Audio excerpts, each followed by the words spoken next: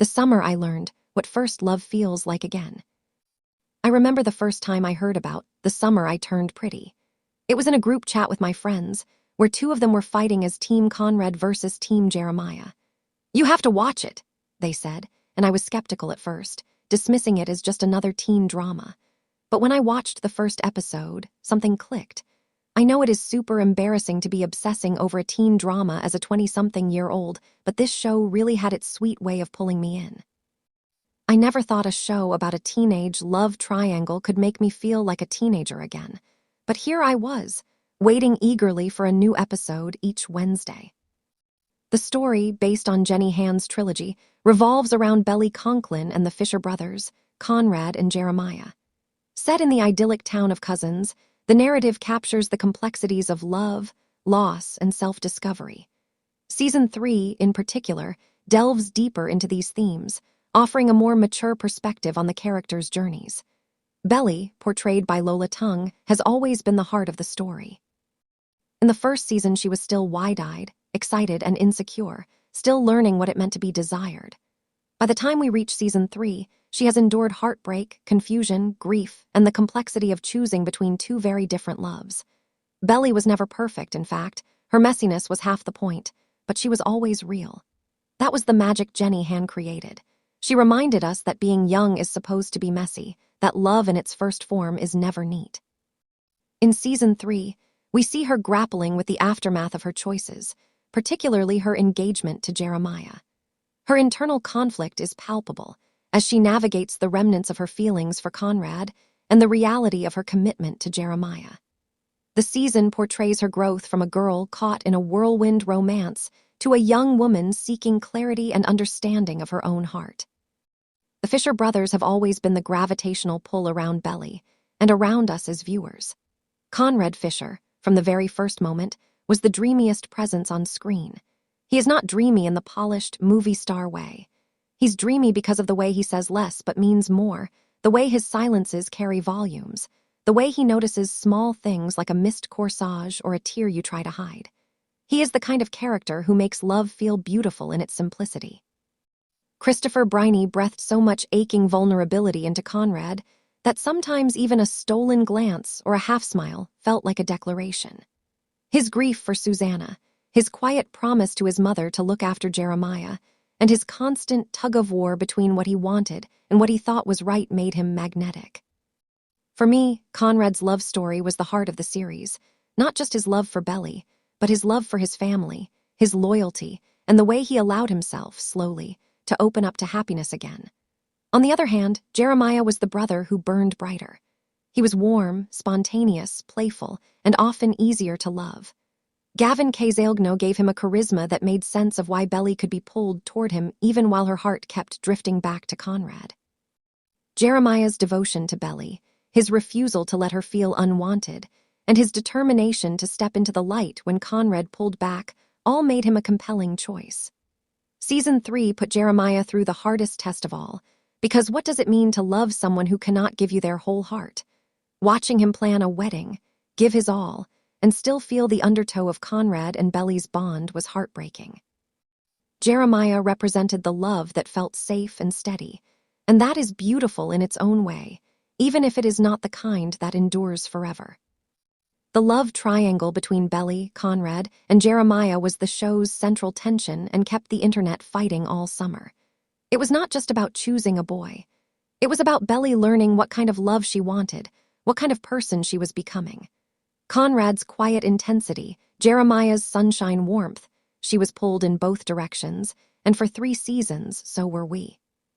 When the finale in Paris finally gave us the resolution we had been waiting for, it felt like the kind of love story that was never about surprise, but about inevitability. The tension was never in who Belly would choose, but in how she and Conrad would finally get to each other, after all the heartbreak and hesitation. Season 3 explored these dynamics with nuance, and the finale was everything I had hoped for and more.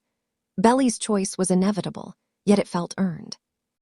I watched her choose Conrad, the boy who made her feel seen, the boy who made her feel understood. I watched her choose the boy who had always been there, even when he didn't know how to be. I watched her choose the boy who made love feel like poetry, like something worth waiting for. Their love was not easy. It was complicated, messy, and full of obstacles, but it was real. It was the kind of love that made you believe in soulmates, in destiny, in the idea that some people are just meant to be together.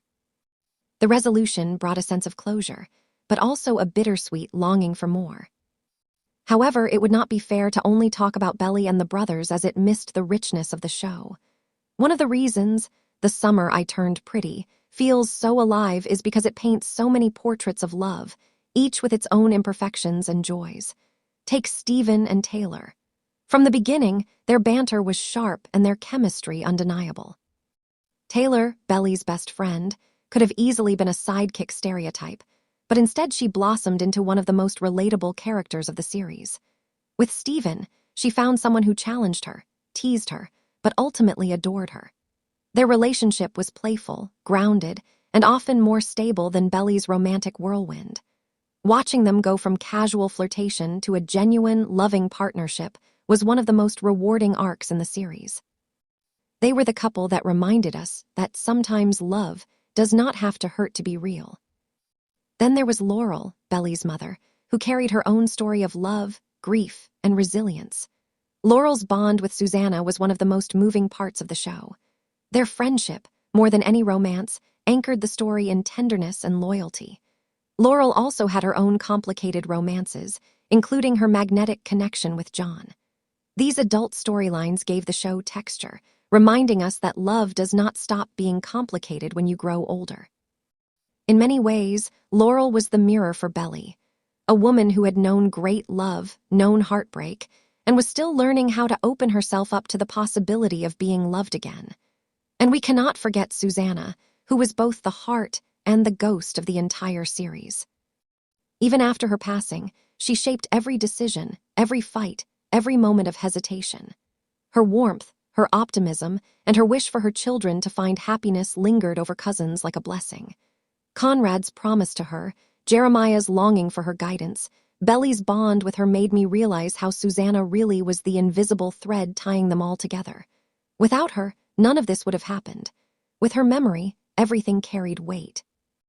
Even characters like Agnes, who became a quiet support for Conrad, or Denise, who brought comic relief, mattered in the grand tapestry.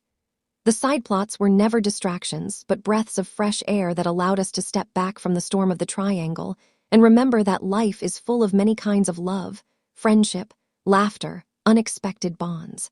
And of course, none of this would have landed the same way without the atmosphere Jenny Han created. The summer house, the beach, the sunlit mornings, and the bittersweet evenings all felt like the backdrop to our own teenage memories. Layered onto this was the soundtrack, which was practically its own character. The moment a swift song began, I swear I could feel my heart sink with the characters. Looking back, I realized the genius of the show was not in its flawless writing or seamless plotting. It was in how it made us feel. It reminded us of crushes that consumed us, of love that felt like it could split us open, of nights spent wondering what someone else was thinking. It gave us permission to feel big feelings again, without cynicism. Now that the series has concluded, there is a sweet void. Because a silly show about summers, first crushes, and awkward love triangles has burrowed its way into my heart, and I hate to admit that I will miss the anticipation of each new episode. Because all this summer, I ached with Conrad, I rooted for Belly even when she frustrated me, and Jeremiah for coming in the way. I miss this feeling of being part of something special, something that made me believe in love again. But even as I miss it, I find solace in the fact that the story was told, and it was told well. It was about summers that change you, about the ache of growing up, and about the joy of realizing that love, even when imperfect, is the most beautiful part of being alive.